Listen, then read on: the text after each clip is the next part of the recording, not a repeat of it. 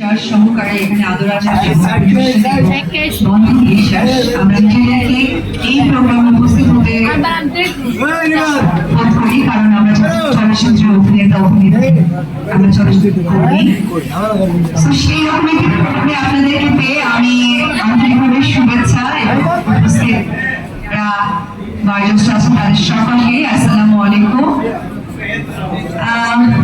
সত্যি ভালো লাগছে আজকে সাংবাদিকদেরকে পাচ্ছি, অন্যরকম একটা ভালো লাগা থেকে সবসময় ক্যামেরার পাই, ক্যামেরার মানুষদেরকে পাই, তারা কিন্তু জিজ্ঞেস আপনি সিনেমা কবে আসবে, কোন সিনেমা করছেন।